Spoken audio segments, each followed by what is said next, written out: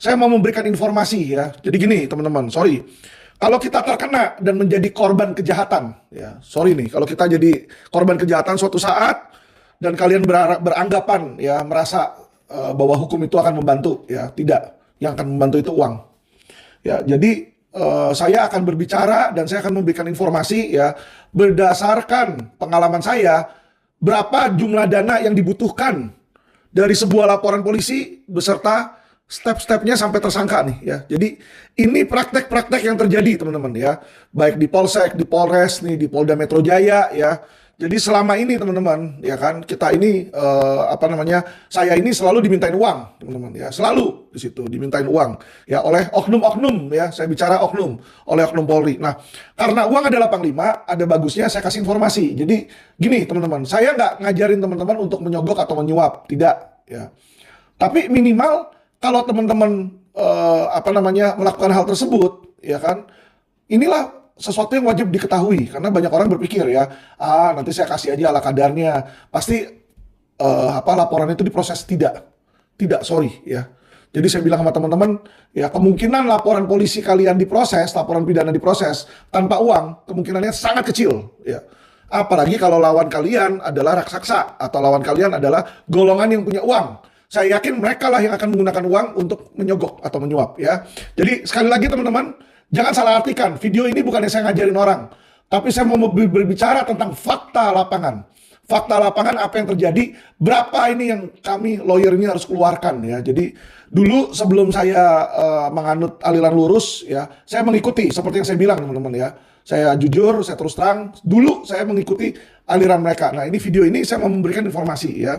Jadi kita pertama kali datang itu harus lapor namanya ya, lapor polisi kalau mau bikin laporan polisi. Lapornya di mana? Di sebuah tempat kantor polisi yang namanya SPKT. Jadi kalau mau bikin laporan polisi ke SPKT, tanya ke situ, saya mau bikin laporan polisi di mana di SPKT. Nah, nanti di SPKT itu teman-teman ya, di SPKT itu singkatan dari Sentra Pelayanan Kepolisian Terpadu, Sentra Pelayanan Kepolisian Terpadu SPKT. Nah di SPKT ini kita akan ditanya, biasa datang ya kalau jalur yang nggak pakai duit, datang dulu ditanyain macam-macam, ono ini, rekomendasi dulu di situ teman-teman. Jadi habis daftar, rekom dulu, nanti ada krim ada krim sus di situ ya.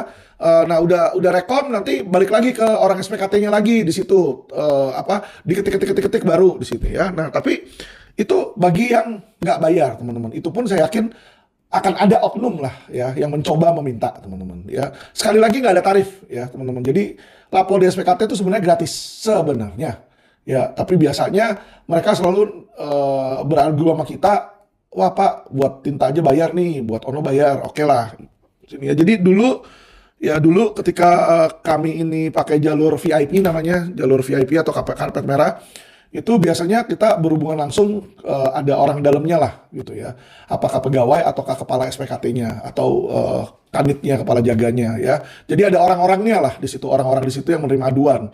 Nah ini yang dimana kalau dia tahu, wah ini lawyer nih sering datang kan, wah dapat kasus pasti dapat uang ya, makanya selalu dimintain di situ. Tapi ya sebenarnya sih ya hukumnya aja, hukum Indonesia melarang di situ. Bukannya kita nggak mau berbagi ya, sebenarnya sebagai lawyer berbagi rezeki kita nggak bermasalah. Tetapi yang jadi masalah ini adalah melanggar undang-undang, karena undang-undang itu bilang kita nggak boleh kasih gratifikasi kepada pegawai negeri sipil teman-teman. Di situ aja yang jadi masalah ya. Sedangkan budayanya ya sudah merupakan kebiasaan ngasih di situ. Oke. Jadi untuk dapetin red carpet itu berkisar antara 1 juta sampai 1,5 juta ya. Nah dengan ngasih seperti itu biasanya sudah nggak ada lewat rekam-rekam lagi tuh. Itu kita udah dikasih form, ditanyain nama siapa, dugaan pidananya apa, ini. Jadi nggak dipersulit teman-teman ya. Kayak bikin SIM lah, bikin SIM kalau teman-teman nembak ya kan. Nembak kan cuma tinggal cetrek, foto ya kan. Nggak ikut ujian toh. Ya kan pasti teman-teman di sini masyarakat netizen tahu kalau yang sistem nembak SIM itu nggak mungkin ada tes tertulis sama tes praktek, langsung foto bayar, tapi jumlah harganya lebih mahal daripada harga biasa. Ini pun sama teman-teman. Jadi kalau di SPKT itu kasih duit ya kan cepat itu bikinnya. Jadi kadang-kadang antrian pun kita lewatin, kita langsung ke belakang, di belakang, dilayaninnya di belakang di kantor dia langsung ya. Nah itu satu pertama kali ya. Jadi kita bayar di sana 1 sampai 1,5 juta. Nah kalau kita ada penyidik atau orang yang kita kenal mau minta nanganin, Itu beda lagi teman-teman, beda lagi. Jadi ketika SPKT itu sudah menerbitkan yang namanya laporan polisi, biasanya kita foto, kita kasih ke teman kita nih, orang penyidik nih misalnya ya. Penyidik apa? Misalnya kita ada kasus, tergantung nih kasusnya kriminal umum apa kriminal khusus. Kalau kriminal umum ya harus penyidik dari kriminal umum teman-teman. Kalau kriminal khusus, penyidik dari kriminal khusus. Nah, misalnya saya ada kasus penipuan investasi bodong. Nah, kita harus hubungin orang krimsus, penyidik krimsus. Nah, kita bisa milih tuh sebenarnya mau ditaruh di mana, ditempatin di mana. Yang pakai duit bisa milih teman-teman. Ya, caranya kita kontak penyidik tersebut. Nah, penyidik tersebut minta uang untuk diurus ke BinOps. Jadi penyidiknya bisa urus atau kita bisa ke BinOps dan dimintakan untuk didisposisi ke unit mana yang kita mau. Jadi misalnya saya mau masukin ke Vismondev ya unit 2, penyidiknya namanya A di situ ya kan. Nah, saya bisa ke BinOps ya kan, dimintain uang. Nah, itu biayanya biasanya minimal 5 juta teman-teman, minimal 5 juta. Jadi kalau tadi 1,5 juta tambah 5 juta udah 6 juta nih teman-teman. Nah, itu 6 juta baru panggilan tersebut, laporan polisi tersebut jatuh ke unit yang kita mau, penyidik yang kita mau teman-teman ya. Nah, biasanya kita ngasih duit lagi nggak nih ke tim penyidik ya. Biasanya kalau nggak dikasih duit mereka akan malas jalanin ya. Mereka akan malas jalanin teman-teman. Jadi tadi nih juga saya lupa jelasin, kalau kita nggak bayar yang 5 juta, kita cuma bikin laporan polisi, terus sudah antepin situ ya. Yang terjadi sama kayak kemarin laporan ITE saya. Jadi saya ada laporan ITE ya di bulan Mei, itu tentang apa? Di bulan Juni, tanggal 6, itu 6 Juni saya ada laporin tuh. Dimana video saya ini di edit-edit orang, ya kan? Jadi saya laporin ke sana.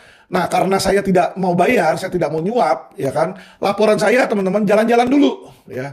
Dari Mabes, nggak langsung ditanganin di Tipit Cyber Mabes. Mestinya kan ditanganin di Tipit Cyber Mabes, karena kan saya lapornya di Mabes. Ini enggak teman-teman, dilempar dulu ke Polda Metro Jaya. Dari Polda Metro Jaya juga nggak mau nanganin, dilempar lagi ke Polres Tangsel. Dari Polres Tangsel dia lempar lagi kemana? Polda Banten teman-teman. Dari Polda Banten baru lempar lagi ke Polda Metro, dia bingung mau kasih kemana lagi nih, ya kan? Akhirnya baru dijalanin di Polda Metro. Itu akibatnya kalau kita nggak bayar yang 5 juta. Nah, kalau kita udah bayar, ya kan? Atau kalau kita nggak bayar, otomatis akhirnya nyangkut juga sih pasti. Akhirnya dikerjain juga. Tapi di sini teman-teman, ya di dalam kasus saya sudah habis dulu 3 bulan untuk muter-muter dulu tuh. Ya, jadi ini bedanya servis bayar dan nggak bayar di kepolisian. Ya, saya informasikan ke teman-teman biar teman-teman nggak shock. Ya, ini kenyataan yang terjadi di lapangan. Jadi jangan berpikir bahwa kalian ke lawyer, kalian bayar misalnya biaya berapa ratus juta, uang itu buat lawyer. Tidak, teman-teman. Uang itu kami dimintain lagi, kami diperes lagi sama apa? Oknum polisi, teman-teman. Ya, jadi biar teman-teman tahu nih. Oke, masuk ke penyidik. Penyidik itu biasanya minta sekitar minimal 15 juta, teman-teman. 15 juta di dalam tahap lidik. Jadi ketika LP masuk, tahap lidik, ya kan, dia kan harus manggil nih. Manggil si pelapor, manggil si terlapor, manggil saksinya kita, saksinya pelapor. Itu kan dipanggil. Nah itu kalau nggak dikasih duit, teman-teman, itu bisa-bisa mandek. Jadi di setiap jalan laporan proses hukum kalian, kalau kalian nggak kasih duit, bisa aja mandek, teman-teman, ya. Bisa mandek. Tapi kalau kita ngomongin oknum polisi ya, teman-teman, ya. Kalau dapatnya polisi yang baik, jalan teman-teman ya. Tapi video ini saya bikin bukan untuk polisi yang baik. Saya mau kasih tahu kalau teman-teman dapat tipe polisi yang oknum nih. Ya kan lagi suwe dapat tipe oknum. Ya, nah ini yang harus kalian hadapin. Nah, tadi lidik kasih 15 juta ke tim penyidik ya. Terus belum harus kasih ke Kanit teman-teman. Ya di lidik kita harus kasih ke Kanit. Itu 15 juta lagi untuk Kanit. Kenapa?